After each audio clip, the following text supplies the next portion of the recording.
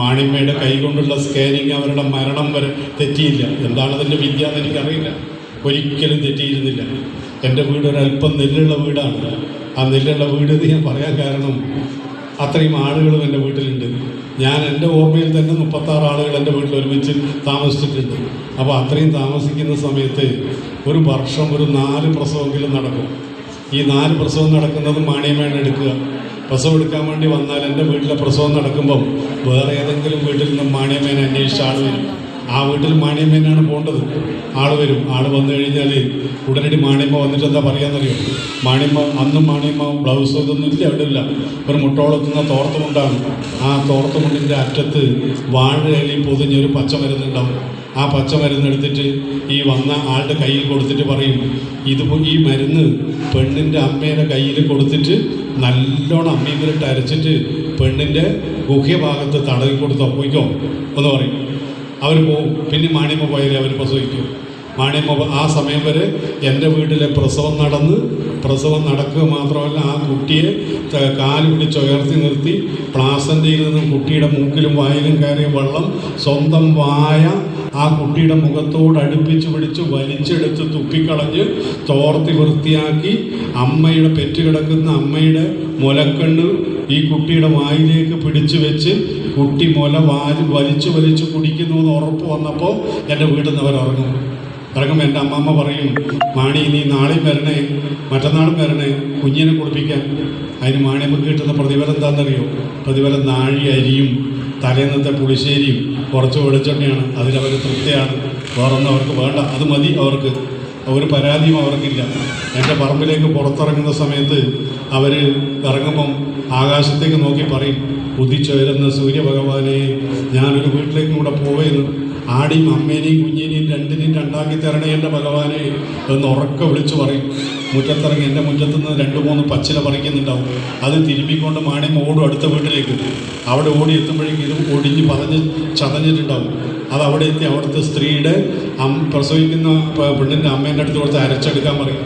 അരച്ചെടുത്ത് അത് വീണ്ടും ആ കുട്ടിയുടെ അടിവയറ്റിൽ വീണ്ടും പുരട്ടിയാൽ മാത്രമേ അവർ പ്രസവിക്കൂ. അങ്ങനെ ആ മരുന്ന് എനിക്ക് പറഞ്ഞു തന്നിരുന്നു. പുത്രൻ ചാടി എന്നാണ് ഒന്നിൻ്റെ പേര്, ഗർഭം കെട്ടി എന്നാണ് മറ്റൊന്നിൻ്റെ പേര്. ആ മരുന്ന് അവർ ഇന്നും നിങ്ങളിവിടെയൊക്കെ അന്വേഷിച്ചാൽ കാണാൻ കഴിയും. ഇന്നും ആ മരുന്നുണ്ട്. അത് മാത്രമല്ല, മാണിയമ്മക്ക് പലരും മാണിയമ്മയുടെ അടുത്ത് പോകും. മാണിയമ്മയുടെ അടുത്ത് പോയിട്ട് പറയും, അവിഹിത ഗർഭമൊക്കെ ഉണ്ടായിക്കഴിഞ്ഞാൽ നാട്ടിൽ പ്രശസ്തരായ പണക്കാർക്കൊക്കെ ചില അവിഹിത ഗർഭം ഉണ്ടാവും. അപ്പോൾ പോയി കഴിഞ്ഞാൽ മാണിയമ്മയുടെ അടുത്ത് പോകും. ഇങ്ങനെ ഒരു കയ്യബദ്ധം പറ്റി മാണിയമ്മ ഒന്ന് ആരും അറിയാതെ ആ കുട്ടീനെ ഒന്ന് കളഞ്ഞു തരണം, 3 മാസമായി എന്ന് പറയും. ഉടനെ വഴി മാണിയമ്മ കണ്ണ് തുറച്ചോനെന്ന് നോക്കിയിട്ട് പറയും, അതിനില്ല പഠിപ്പ് ഞാൻ പഠിച്ചിട്ടില്ല മോനെ, എൻ്റെ അമ്മ അതിനുള്ള പഠിപ്പ് എന്നെ പഠിപ്പിച്ചില്ല, നീ വേറെ എവിടെയെങ്കിലും പോയിക്കോ അത് പറഞ്ഞ് മാണിയമ്മ അവരെ ആട്ടിവിടും. അത് കഴിഞ്ഞാൽ മാണിയമ്മേനെ അതെന്നോട് പറഞ്ഞു, എൻ്റെ വയറ്റിൽ നിന്ന് അങ്ങനെ 2 കുട്ടികളെ എനിക്ക് കളയേണ്ടി വന്നിട്ടുണ്ട്. അത് തമ്പുരാൻ, നിങ്ങളിവിടെ അറിയുമെന്ന് എനിക്കറിയില്ല, തമ്പുരാൻ്റെ വീട്ടിൽ ഒരു സ്ത്രീ പ്രസവിക്കാനുണ്ടെങ്കിൽ അവിടെ 3 മാസം മുമ്പ് ഈ പേറ്റിച്ച് പോയി താമസിക്കണം. താമസിച്ച് കഴിഞ്ഞാൽ അവിടുത്തെ പ്രസവം കഴിഞ്ഞ് വരുമ്പം ഈ മലി പോയാൽ പേറ്റിച്ച് 3 മാസം ഗർഭിണിയായിട്ടുണ്ടാവും. അത് ആരെന്ന് പറയാൻ അവർക്കറിയില്ല. ഒന്നിക്കൽ വലിയ തമ്പുരാൻ്റെതായിരിക്കും, അല്ലെങ്കിൽ കുഞ്ഞി തമ്പുരാൻ്റെതായിരിക്കും, മരുമകൻ തമ്പുരാൻ്റെതായിരിക്കും, ഏട്ടൻ തമ്പുരാൻ്റെതായിരിക്കും, അനിയൻ തമ്പുരാൻ്റെതായിരിക്കും. അവർ ഉറപ്പിച്ച് പറയും, അതേതോ തമ്പുരാൻ്റെ കുട്ടി തന്നെ എൻ്റെ വയറ്റിൽ എന്ന് പറയുന്നത്. അങ്ങനെ മാണിയമ്മ ഒരു തവണ പോയപ്പോൾ മാണിയമ്മയുടെ വയറ്റിൽ ഗർഭം മുളച്ചു. അത് പെരുമലൻ അറിഞ്ഞാൽ മാണിയമ്മനെ കൊല്ലും. പെരുമലൻ അറിയാതെ മാണിയമ്മ ആരോടും പറയാതെ കണ്ണാമ്പട്ടി എന്ന് പറയുന്നൊരു ചെടിയുണ്ട്, ആ ചെടിയുടെ കമ്പ് മുറിച്ച് കഴുകി വൃത്തിയാക്കി രാത്രി കിടക്കുമ്പം ഗർഭാശയ മുഖത്തേക്ക് ആ കമ്പ് തള്ളിക്കയറ്റി വെച്ച് കവിഴ്ന്ന് കിടന്നു.